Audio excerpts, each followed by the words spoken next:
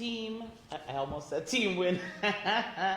I'm so accustomed to referring to us as a team, but the win party is here this evening to share some of the challenges that we are facing as it relates to Gecom related matters.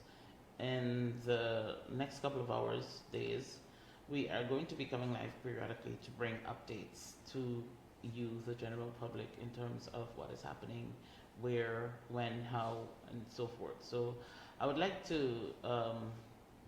ask my colleague, Mr. Hetzberger, to start, and then we will go to Ms. Lewis and then Ms. Halley, if you may. Good afternoon, fellow Guyanese and our international partners in democracy. We stand here today not for ourselves, but for every voter in Guyana who deserves a free, fair, and transparent election on September 1.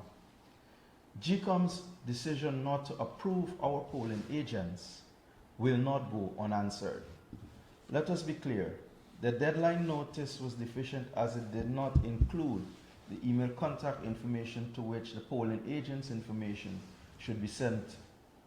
On Tuesday, August 26, a day after the deadline, we received an email containing the contact information of the returning officers of the 10 respective districts. We began submission on the said day and concluded all our submissions on Wednesday. But what is at stake here is much bigger than a deadline.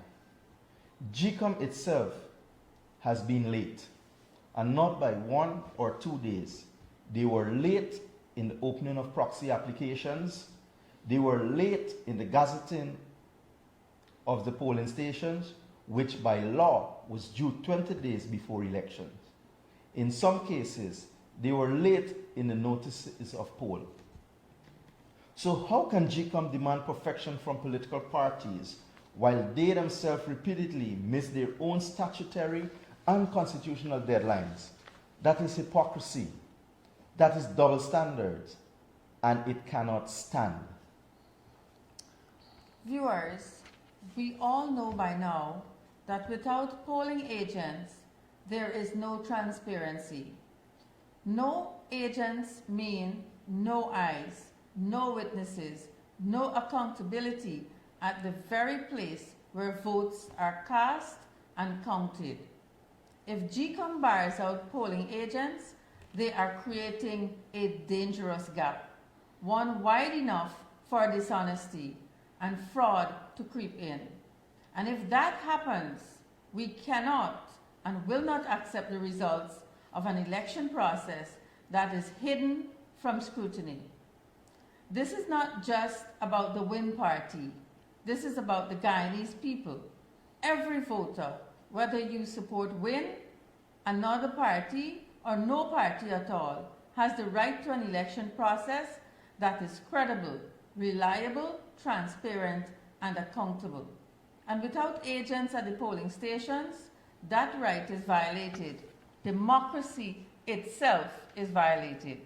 We therefore call on CARICOM, the Commonwealth, the OAS, the United States, the United Kingdom, the European Union, and all partners who stand for democracy to pay attention to what is happening here at Gecom. Elections are not free and fair when the electoral body is sloppy, inconsistent, and unfair. The world must know that the credibility of Ghana's elections is now under serious question.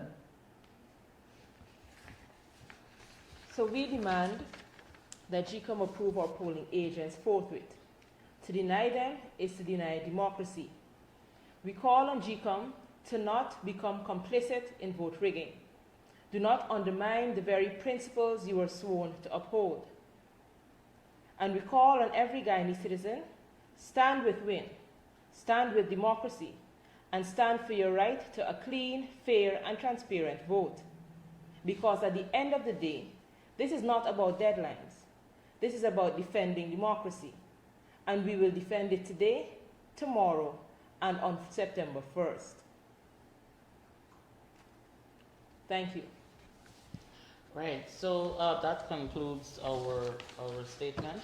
We will be issuing a statement that will be released in the next couple of minutes to the media houses.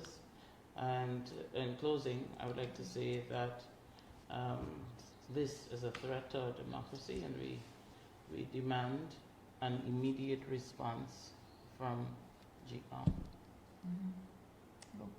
You want to add something? Yes, I just want to add something so the public is aware of some of the challenges we're facing.